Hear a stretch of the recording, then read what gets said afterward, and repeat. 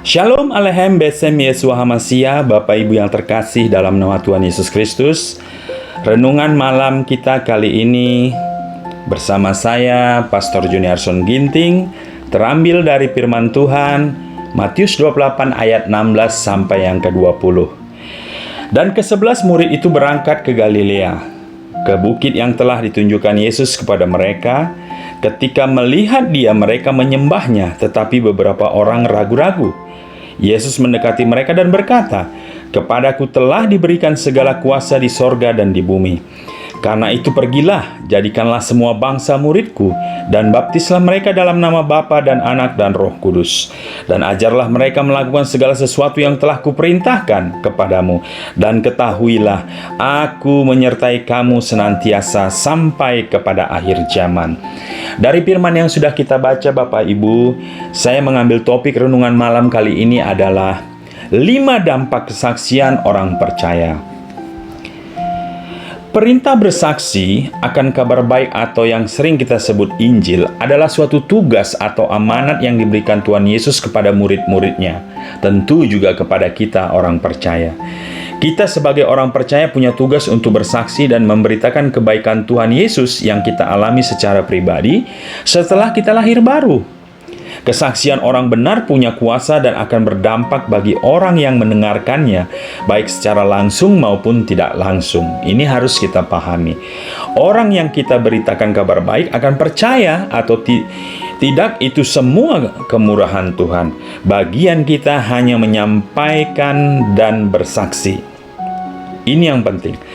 Oleh karenanya, pada video ini kita akan belajar dampak kesaksian orang percaya. 5 dampak kesaksian orang percaya.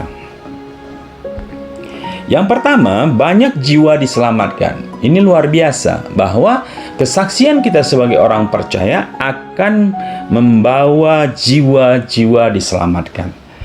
Dalam Kisah 2 ayat 47 berbunyi, "Sambil memuji Allah dan mereka disukai semua orang.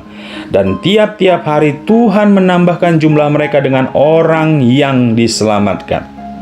Lihat, ketika murid-murid bersaksi, maka tiap-tiap hari Tuhan menambahkan jiwa-jiwa orang yang diselamatkan. Dalam 1 Korintus 15 ayat 2 dikatakan, "Oleh Injil itu kamu diselamatkan, asal kamu teguh berpegang padanya seperti yang telah kuberitakan kepadamu, kecuali kalau kamu telah sia-sia saja menjadi percaya." Jadi, pemberitaan Injil kabar baik akan menyelamatkan orang-orang yang terhilang. Karenanya kesaksian orang percaya sangat diperlukan di saat-saat ini. Jadi kita sebagai orang percaya Bapak Ibu yang sudah lahir baru mengenal Yesus sebagai Tuhan dan Juru Selamat pribadi kita, ada kewajiban, ada perintah Tuhan yang harus kita laksanakan dalam sepanjang kehidupan kita, yaitu kita harus bersaksi agar banyak jiwa diselamatkan. Nah, yang kedua, apa dampak kesaksian orang percaya? Yaitu gereja bertumbuh. Ingat, kita secara pribadi adalah gereja, ya, bukan gedung Bapak Ibu, tetapi pribadi jiwa-jiwa yang diselamatkan, orang yang percaya ini adalah gereja. Jadi, gereja bertumbuh, jiwa-jiwa yang diselamatkan itu bertambah. Ya, jadi bagaimana kita menambah gereja? Ya, bersaksi. Dalam Kisah 4 ayat 4, "Tetapi di antara orang yang mendengar ajaran itu, banyak yang menjadi percaya, sehingga jumlah mereka menjadi kira-kira 5.000 orang laki-laki." Baru laki-lakinya saja Bapak Ibu, belum perempuan, wanita, dan anak-anak. Tapi dikatakan dalam Kisah Para Rasul 2 ayat 41, orang-orang yang menerima perkataannya itu memberi diri dibaptis, dan pada hari itu jumlah mereka bertambah kira-kira 3.000 jiwa. Wah, luar biasa. Murid-murid Tuhan Yesus, ya, yang sudah diurapi, yang sudah penuh dengan Roh Kudus, memberitakan Injil, bersaksi, maka gereja bertambah, jiwa-jiwa bertambah. Ya. Jadi kesaksian orang percaya akan mengubah orang tidak percaya menjadi percaya, dan gereja akan bertambah seiring banyaknya orang yang bersaksi. Jadi ini memiliki korelasi yang positif. Artinya apa? Semakin banyak gereja yang bersaksi, maka akan semakin bertumbuh gereja baru. Jadi alangkah lucunya kalau hari-hari ini kita rindu bertambah gereja tapi kita tidak bersaksi. Ini tentu banding terbalik. Seharusnya semakin banyak orang bersaksi akan Yesus Kristus, maka akan semakin banyak gereja bertambah. Nah, yang ketiga dikatakan dampak dari kesaksian orang percaya adalah kuasa Allah dinyatakan di muka bumi. Dalam Lukas 10 ayat 17 sampai 19 berbunyi, kemudian ke-70 murid itu kembali dengan gembira dan berkata, "Tuhan, juga setan-setan takluk kepada kami demi nama-Mu." Lalu kata Yesus kepada mereka, "Aku melihat iblis jatuh seperti kilat dari langit. Sesungguhnya aku telah memberikan kuasa kepada kamu untuk menginjak ular dan kalajengking, dan kuasa untuk menahan kekuatan musuh, sehingga tidak ada yang akan membahayakan kamu."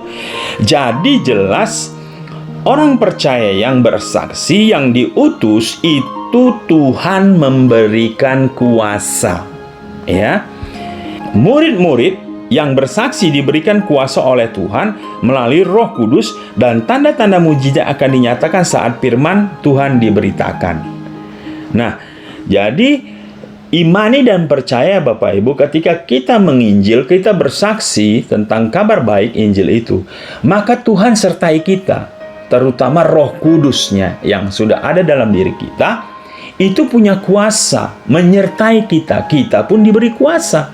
Itu kenapa ketika kita bersaksi, ya, ada orang sakit, kita tumpang tangan, orang sakit sembuh. Ya, orang yang kerasukan dibebaskan, orang yang terikat dilepaskan. Ya. Kenapa? Karena ada kuasa Tuhan yang menyertai orang yang bersaksi. Nah, untuk lebih dalam bagaimana Roh Kudus menyertai orang yang bersaksi, Bapak Ibu dapat melihat video saya sebelumnya, yaitu 4 peranan Roh Kudus dalam kehidupan pribadi. Ya, di sini Bapak Ibu bisa belajar bagaimana kuasa Roh Kudus menyertai hidup orang yang percaya. Nah, yang keempat, yaitu dampak kesaksian orang percaya itu mempercepat kedatangan Tuhan Yesus. Matius 24 ayat 14, dan Injil keselamatan ini akan diberitakan di seluruh dunia menjadi kesaksian bagi semua bangsa. Sesudah itu barulah tiba kesudahannya. Dengan semakin banyaknya Injil diberitakan dan disampaikan baik dengan cara langsung maupun dengan alat media sosial, televisi, dan lain-lain, maka akan menjangkau orang-orang sampai ke pelosok-pelosok daerah, yang akan semakin cepat Injil tersampaikan dan otomatis akan mempercepat kedatangan Tuhan Yesus. Maranatha.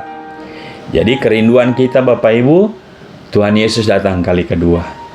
Tetapi ingat, Tuhan Yesus datang kali kedua kalau Injil sudah disampaikan sampai ke ujung-ujung bumi. Ingat, Injil disampaikan, bukan orang percaya kepada Injil, bukan. Ya, tetapi Injil disampaikan, orang mendengar Injil. Masalah orang percaya atau tidak percaya itu kuasa Tuhan, karena kita tidak bisa membuat orang menjadi pengikut Kristus atau lahir baru atau bertobat. Tidak bisa Bapak Ibu.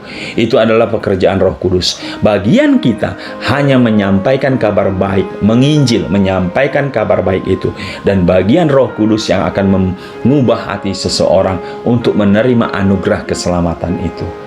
Karena keselamatan adalah anugerah Bapak Ibu. Ya, bukan usaha manusia, tapi anugerah Tuhan. Yang terakhir, yang kelima, itu menerima upah sorgawi. Jadi 5 dampak kesaksian orang percaya yang terakhir Bapak Ibu, menerima upah sorgawi. 1 Tesalonika 2 ayat 19 berbunyi, "Sebab siapakah pengharapan kami atau sukacita kami atau mahkota kemegahan kami di hadapan Yesus Tuhan kita pada waktu kedatangannya kalau bukan kamu?" Bagi orang percaya, keselamatan adalah hal yang pasti ketika manusia bertobat dan menerima Tuhan sebagai Tuhan dan Juru Selamat pribadi, sedangkan perbuatan baik yang dilakukan setelah mengerti kebenaran adalah untuk mendapatkan upah atau pahala yang nantinya akan diganjar dengan mahkota yang akan diterima saat kedatangan Tuhan Yesus kali kedua. Jadi jelas Bapak Ibu, perbedaan kekristenan dengan agama di luar sana. Agama di luar sana mereka berbuat baik untuk mendapatkan pahala untuk masuk surga. Sedangkan di kekristenan kita berbuat baik itu karena kita mengasihi Tuhan, karena kita sudah lebih dahulu selamat. Jadi karena kita sudah lebih dahulu selamat, maka kita mengasihi Tuhan berbuat baik, kita mendapat pahala atau upah yang nanti akan diganjar dengan mahkota. Dan mahkota ini ya akan kita persembahkan nanti untuk Tuhan Yesus. Jadi ketika kita di surga nanti kita punya mahkota ya, sesuai dengan pekerjaan keselamatan yang kita lakukan di bumi ini. Apakah kita rajin menginjil, ya kita tetap setia sampai akhir, mengembalakan jemaat domba-domba yang Tuhan percayakan, dan sebagainya. Banyak mahkota yang akan kita dapat berbeda-beda. Dan semua mahkota ini bukan untuk keselamatan, untuk kita masuk surga, bukan. Tetapi untuk kita persembahkan untuk kemuliaan nama Tuhan Yesus. Nah, ini perbedaan kita dengan agama di luar sana. Jadi, mahkota apa yang Bapak Ibu akan terima nanti tergantung dari perbuatan atau pekerjaan keselamatan yang Bapak Ibu lakukan sepanjang Bapak Ibu masih hidup. Nah, untuk itu Bapak Ibu bisa pelajari di video saya sebelumnya, yaitu mahkota bagi pemenang. Ya, Bapak Ibu bisa belajar ada 5 mahkota yang akan diterima oleh orang percaya yang mengerjakan keselamatannya. Nah, di video ini akan dijelaskan sekali bagaimana kita memperoleh mahkota itu. Nah, dari renungan firman Tuhan ini Bapak Ibu, kita dapat melihat bahwa ada 5 dampak kesaksian orang percaya. Yang pertama, banyak jiwa diselamatkan. Yang kedua, gereja bertumbuh. Dan yang ketiga, kuasa Allah dinyatakan di muka bumi. Yang keempat, mempercepat kedatangan Tuhan Yesus Kristus. Dan yang kelima, menerima upah sorgawi. Jelas sampai di sini Bapak Ibu? Ya. Demikian firman Tuhan yang bisa saya sampaikan. Jangan lupa like dan subscribe Juginsu Broadcast Channel. Bagikan kepada banyak orang yang belum mengenal firman Tuhan, saudara Bapak Ibu, teman-teman Bapak Ibu, ya, bagikan. Dengan demikian Bapak Ibu juga ikut menginjil. Karena saya percaya hari-hari ini banyak cara untuk kita menginjil, dan bahkan banyak cara juga jiwa-jiwa dibenangkan melalui pelayanan kita. Terima kasih Bapak Ibu. Tuhan Yesus memberkati.